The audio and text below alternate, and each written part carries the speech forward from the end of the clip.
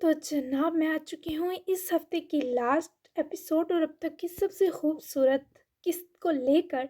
तो आप सबका सब्र मज़ीद नहीं आजमाती और जल्दी से चलती हूँ किस की तरफ। तो किस नंबर 79, नावल अमान परवरदा, राइटर एस मरवा मिर्ज़ा नावल्स। तो जल्दी से किस की तरफ चलते हैं, लेट्स स्टार्ट। इस कयामत का इर्ताश ग्रेवल के भयानक कहकहे ने तोड़ा। तारान जिसके कदम बेला की तरफ बढ़ रहे थे रुक गए थे। ना सिर्फ रुके थे बल्कि वो पलटा। ग्रेवल की सज़ा तायन की गई। मुझे हाँक करोगे, तुम लोगों की भी हाँक उड़ेगी। क्या समझते हो तुम यहाँ मेरी आर्मी में घुसकर बड़ा तीर मार लिया है? जब तक ग्रेवल ना चाहता तुम यहाँ नहीं आ सकते थे, लेकिन आ गए हो तो मेरे अंदर का सारा गम और गुस्सा सहोगे। जाल, तारिया और दारान इस वक्त ग्रेवल के गिर्द घेरे में मुतनफ़्फ़र और गमज़दा खड़े थे, जबकि यहिया ने खून में लथपथ बेला को धुंधलाई आंखें बेदर्दी से रगड़ते बाजुओं में उठाकर बाहर दौड़ लगाई। उमर ने सोहा को भी साथ भेजा और टैब पकड़े वापस इन तीनों तक आया। लाइव कवरेज में पूरा मॉस्को इस वक्त अपनी टेलीविज़न स्क्रीन पर ज़ख्मी ग्रेवल को देख रहा था। हर कोई इस जालिम दरिंदे पर लानतें बरसा रहा था। मॉस्को की पूरी रेंजर आर्मी जिल्लात के साथ थी। जाल, उमर, इसे लेकर निकलो यहाँ से। इसका हिसाब बहुत तफसीली करना चाहता हूँ, लेकिन पुलिस तक से इसे छुपाना है। इसे इसके जिस्म का एक एक हिस्सा काटना है मुझे, एक एक। उमर और रिजाल ने कमान पर फौरी सर हिलाया। उमर ने कवरेज पहले ही ऑफ कर दी थी, लेकिन जब ग्रेवल ने यह सुना तो अपनी कलाई पर बंधी स्मार्ट वॉच को प्रेस कर दिया। जब तक उमर और रिजाल चंद गार्ड्स के जरिए ग्रेवल को जंजीरों से बांधे रवाना हुए, अब तक पूरे ग्रेवल विला के ऊपर ग्रेवल के जंगजू जेट पहुंच चुके थे। इस बार ग्रेवल को उसकी बिल में मारने का प्लान बदल दिया गया था। जहां इस हबीस ने राबिल को मारा था, इसी जगह दारान इस गंदगी को खाक बनाने वाला था। एकदम ही जेट तैयारों से बमबारी शुरू हुई। दारान और दारिया ने अपनी अपनी गन पकड़ ली, जबकि बम्स के गिरने के सबब हाल में तमाम गार्ड के बीच न सिर्फ भगदड़ मची, बल्कि ग्रेवल के लोग पूरी चालाकी से पूरे विला में बिखर गए। दारान ने खुद डेंजर साइड चुनी, जबकि दारिया को सेफ साइड मुकाबले के लिए भेजा। मुसलसल गिरती बमबारी से ग्रेवल विला की बिल्डिंग धीरे धीरे तबाह होती आग पकड़ने लगी। तारान और दारिया अपने लोगों के हमरा ग्रेवल के न जाने कहाँ से मजीद आ जाते लोगों का मुकाबला करते रहे। धुएं और आग का असर जल्द ग्रेवल विला में फैलने लगा।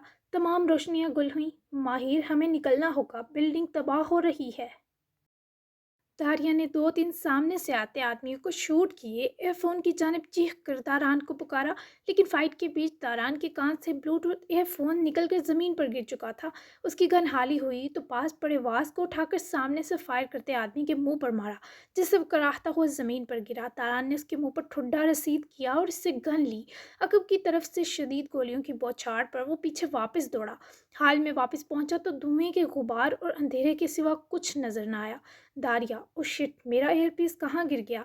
दारान ने अपने कान पर हाथ मारा तो फौरन पैंट की जेब में दो साफ फोन निकालकर दारिया का नंबर मिलाया, साथ ही लोकेशन ट्रैकर ऑन किया। दूर कहीं बेल रिंग सुनाई दे रही थी। दारान इससे पहले आगे बढ़ता छत की जानिब से गिरते पथरीले ब्लॉक ने उसके दाएं कंधे को बुरी तरह हिट किया। दारान ने जब नज़र ऊपर डाली तो पूरी मंजिल पर दरारें पड़ चुकी थी। या अल्लाह, हमें यहाँ से निकलने का रास्ता दिखाएं।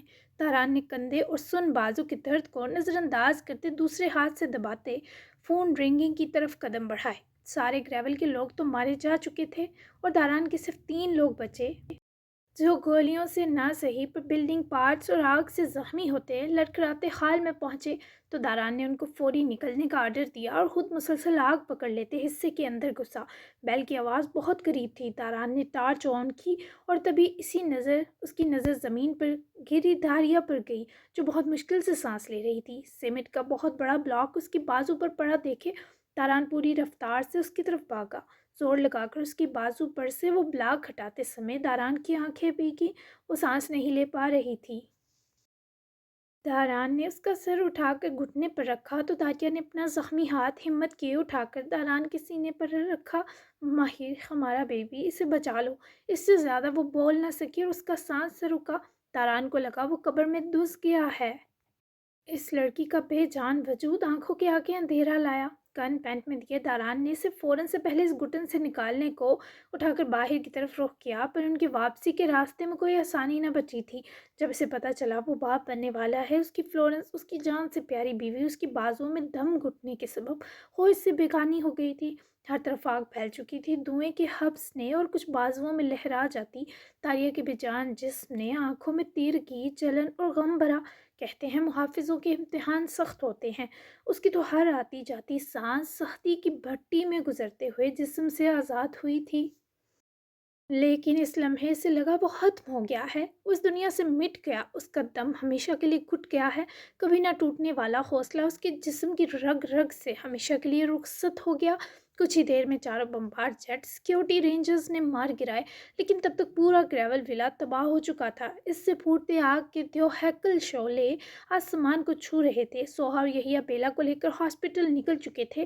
عمر اور رجال نے اس منحوس کو اس کی صحیح جگہ پہنچا دیا تھا، اور اب تک ڈھیکے اور جلاد کا کوئی اتا پتہ نہ تھا۔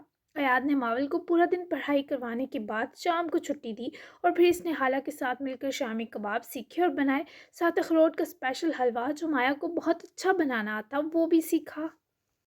پھر چاروں نے ڈنر بھی مزے سے کیا۔ مایا نے عزیزے کی معافی مانگنے کی بات بتا کر تو سب کو ہی چونکا دیا، لیکن حمین کی خوشی تھی کہ مایا سے زیادتی کرنے والی اس بزرگ عورت کو احساس ہو گیا، اور بڑے دل والے یوں ہی درگزر کرتے ہیں۔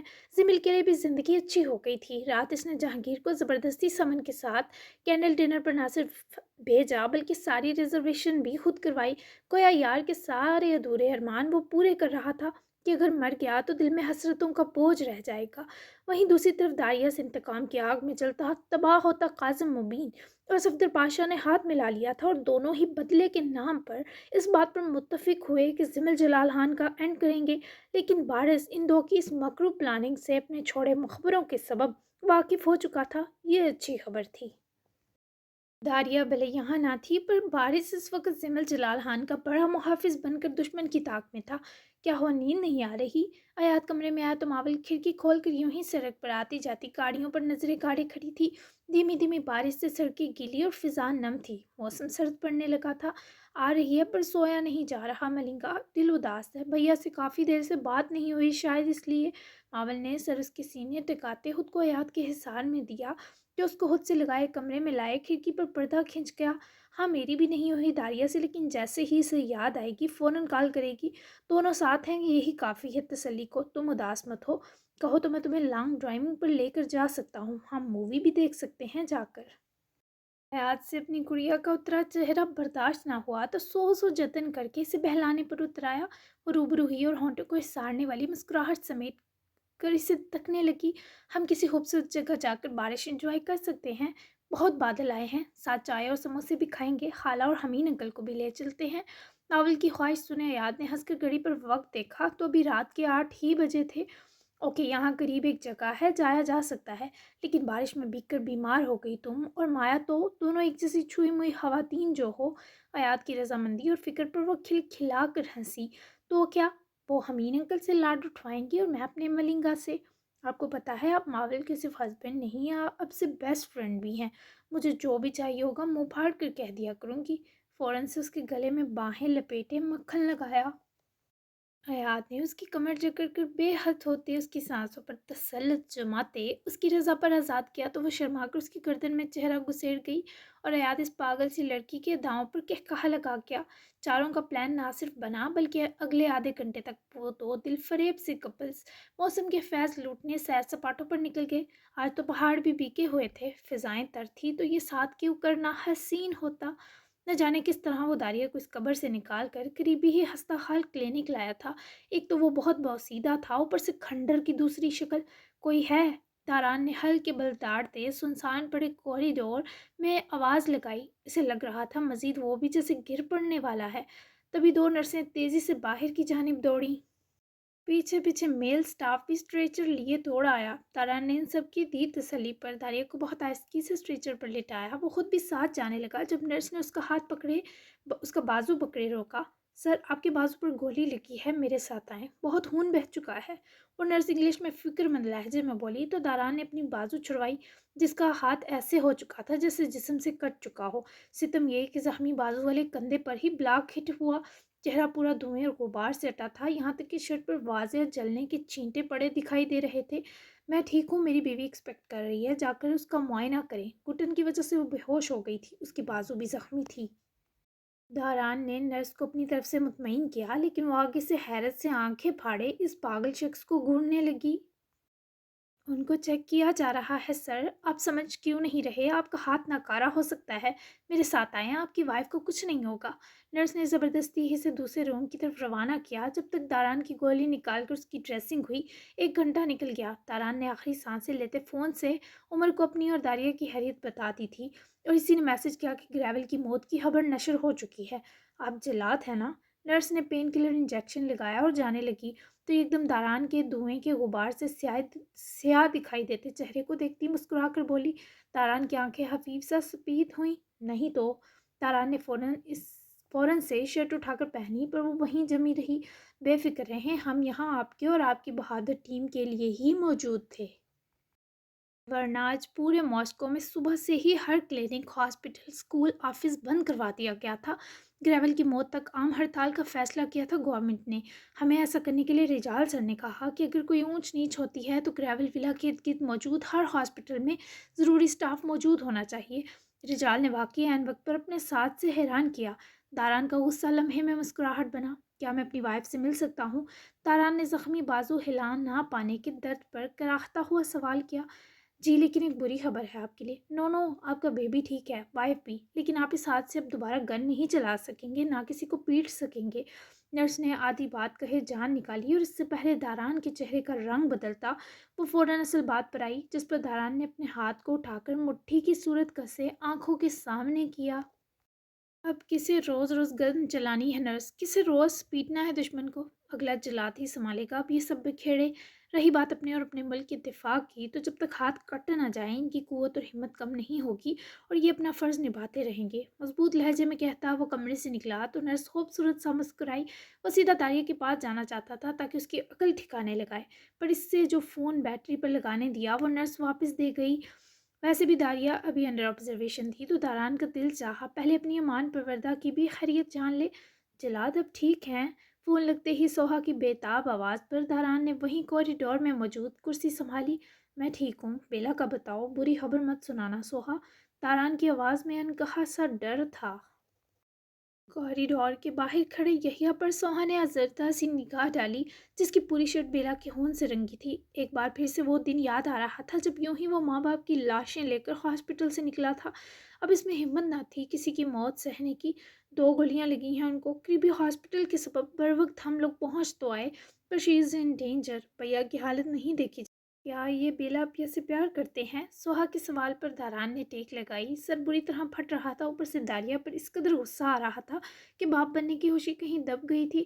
مجھے بھی شک تھا پہلے، لیکن اگر تم سے اس کی حالت واقعی نہیں دیکھی جا رہی تو مان لو پیار کرتا ہے اس سے، اور اب سے نہیں 6 سالوں سے۔ بڑا سخت دل نکلا تمہارا یہ نوکیلا پھرتیلا بھائی۔ خود کو بھی 6 سال خبر نہ ہونے دی کہ کس پر مر مٹا ہے۔ چند آنسو سوہا کی آنکھوں سے ٹپکے تو وہ فوری ان کو رگڑ گئی۔ جلاد، آپ دعا کریں پھر بیلا پیا ٹھیک ہو جائیں، میں بہت بے بس محسوس کر رہی ہوں خود کو۔ سوہا کا دعا کے لیے کہنا داران کو خوبصورت مسکراہٹ بخش گیا، جس کے لیے جو دعا وقف ہو دل اسے بنا کہے دے دیتا ہے۔ اللہ بہتر کرے گا، جا کر یحییٰ کو ہمت دو، میں رات کی صبح تک ملتا ہوں تم سب سے آ کر۔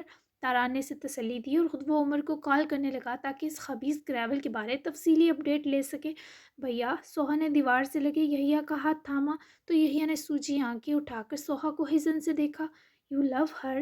سوہا نے اس کی ٹھوڑی پکڑ کر لاڈ سے پوچھا تو اس صبر و ہمت کے پیکر نے اس کا ہاتھ ہٹایا اور وہاں سے باہر کی طرف چلا گیا۔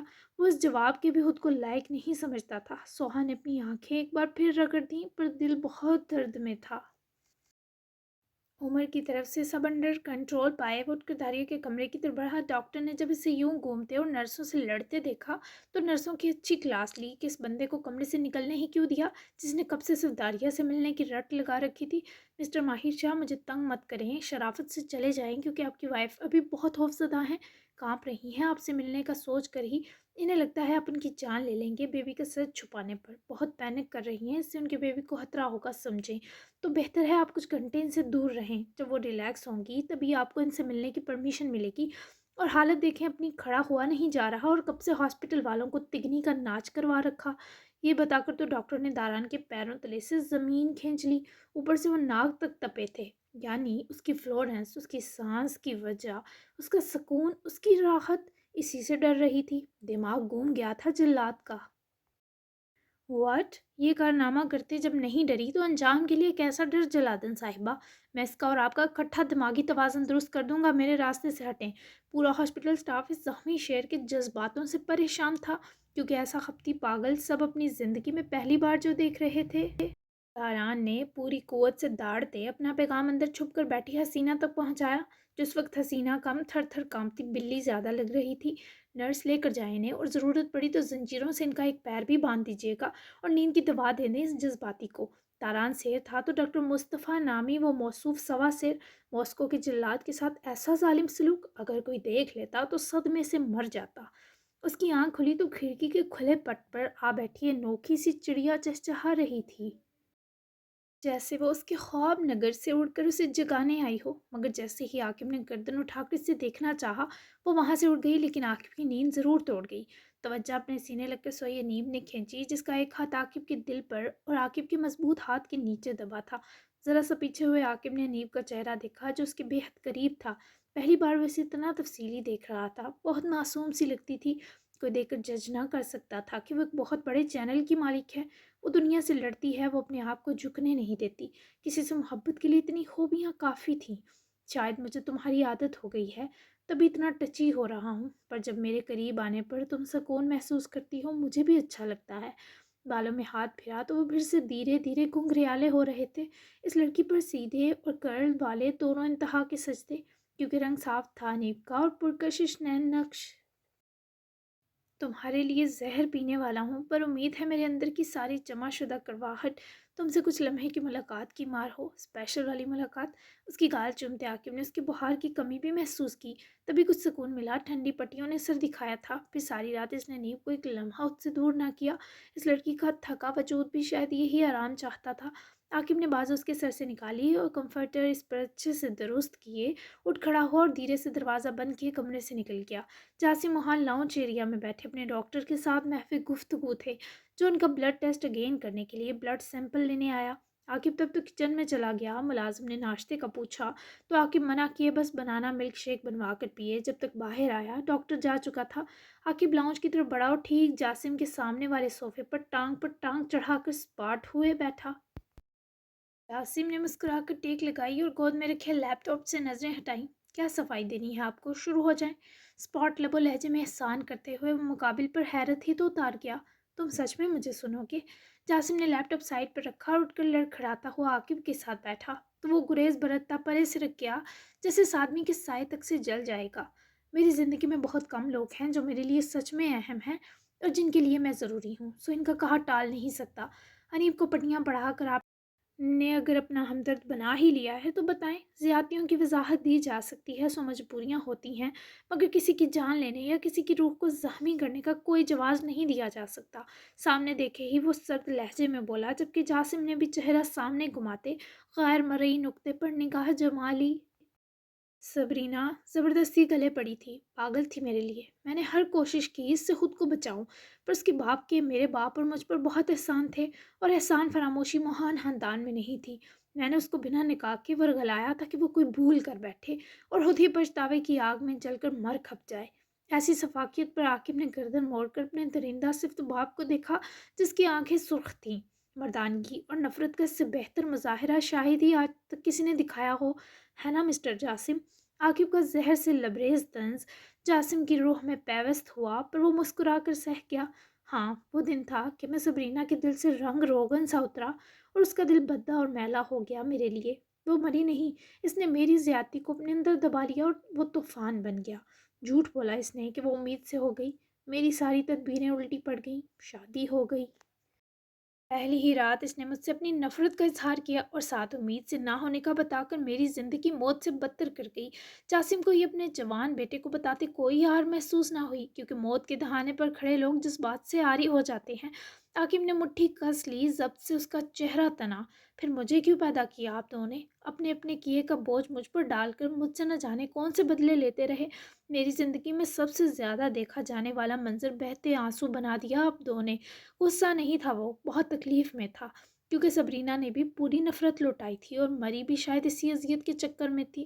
وہ مجھے چلتے پھرتے زانی پکارتی، हवस परस्त, वहशी, मुर्दार, न जाने ऐसे कितने लफ्ज़ वो दिन में 100 बार मुझे कहती, लेकिन मेरे लिए तड़पती भी थी। मेरी मोहब्बत उसके हल का वो कांटा थी जिसे वो न निगल सकती थी न उगल सकती थी। मैंने साइकियाट्रिस्ट की मदद ली, इसे प्यार से हैंडल करने लगा। वो कुछ बेहतर होने लगी।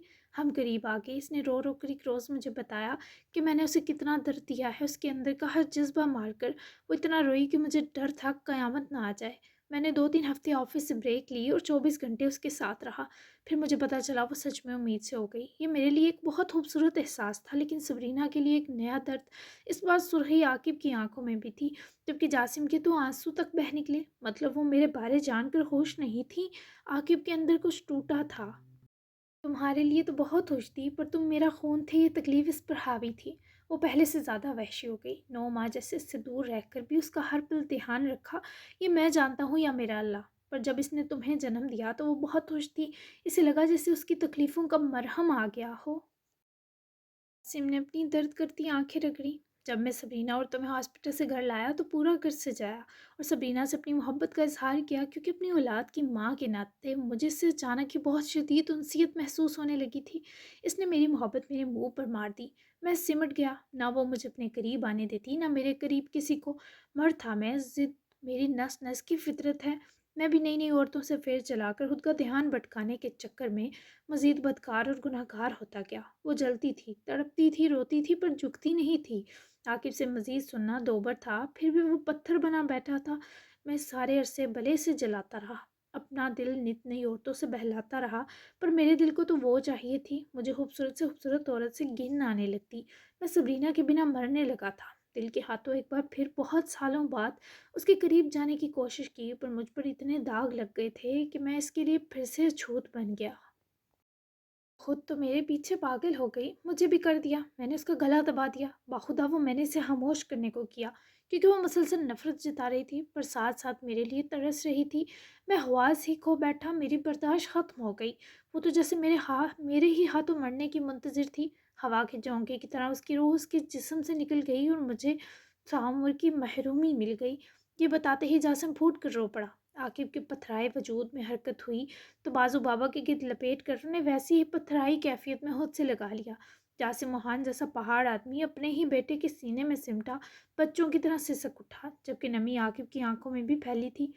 मैं उसे मार बैठने पर बहुत पछताया, लेकिन फिर लगा जैसे यही उसकी बेहतरी थी। वो वैसे भी कहाँ जिंदा थी। मैंने ही मारा उसे। जब भी मारा, तुम मुझे माफ़ मत करना, पर तुमने मुझे सुना, मैं इसी पर राज़ी हूँ। भले तुम मुझे बाबा भी मत कहना। कुछ देर बाद हौसले में आए, सीधा हुआ तो आकिब ने उसका हाथ अपने मजबूत हाथ में लिया और उनकी तरफ पलटा। मुझे आपका सामने नीम ने मनाया। वो भी यही कह रही थी, बस आपको सुन लूँ। माफ़ नहीं कर सकता अचानक। जो भी है, मम्मी की तकलीफ़ हमेशा आपकी अजियत पर बारी रहेगी, क्योंकि पहले मोहब्बत उन्होंने की। लेकिन मैं आपको बाबा ज़रूर कहूँगा। वो पत्थर दिल बाप की आगोश को तड़पा था, तभी तो पिघल गया। जबकि जासिम ने बहुत कोशिश की आंसू रोक पाए, पर मुमकिन ना हुआ, तो आकिब ने उनको अपने सीने बेंचा था। जवान बेटे की शेर सी गिरफ्त एक कमज़ोर बाप को भी शेर बनाती है। ये जासिम ने आज मुद्दतों बाद महसूस किया। जबकि जाग कर उठ जाती है नींद। प्यास महसूस होने पर जब किचन की तरफ जा रही थी तो बाप बेटे को गले लगा देख कर वो भी रो पड़ी, लेकिन खुशी से। और अल्लाह का शुक्र भी अदा किया जिसने अनीब की मेहनत का समर इस खूबसूरत मंजर की सूरत अता कर दिया। जी जनाब, जारी है। तो कैसी लगी मज़ेदार धमाकेदार किस? ग्रेवल का अंजाम आप सबकी सोच से भी भयानक होगा, क्योंकि ही डिज़र्व। तो कल छुट्टी याहू! जैसे आप सबको किस का इंतज़ार होता है ना, वैसे ही मुझे 6 दिन बाद मिलती छुट्टी का। I love you Sunday. खैर, ये हफ़्ता तो फायर रहा और आपको पता है ये मरवा स्टाइल फायर थी। और अब सेकंड लास्ट हफ़्ता होगा अगला, और फिर लास्ट, यानी आपका और इस नावल का बस 2 हफ़्ते का सफ़र बाकी है। मिस तो यकीनन आप सब इस सफ़र को बहुत करेंगे, लेकिन इतना शानदार एंड होगा कि आप सब अश अश कर उठेंगे। आपको मरवा को समझ जाना चाहिए। खैर, अब तक का इस नावल के साथ सफ़र कैसा रहा आप बताया करें। बेस्ट सीन आज तो सारे थे, फिर भी मेरी खुशी को खास पसंद वाले मेंशन करें। चैनल सब्सक्राइब कर लें ताकि आपको हर किस्त मिले। मेरे इस नावल को अब तक के लिए इतना प्यार देने का बहुत शुक्रिया लाडलो। आप सभी मेरी पावर हो। तो अब हम मिलते हैं मंडे डोज के साथ। तब तक के लिए अल्लाह निगहबान। अच्छे अच्छे रिव्यूज़ देना मत भूलिएगा, क्योंकि मैंने सैड बिल्कुल नहीं होने दिया आपको, और साथ ही हैप्पी पार्ट भी शामिल कर दिया है। तो नेक्स्ट एपिसोड तक के लिए अल्लाह हाफिज़।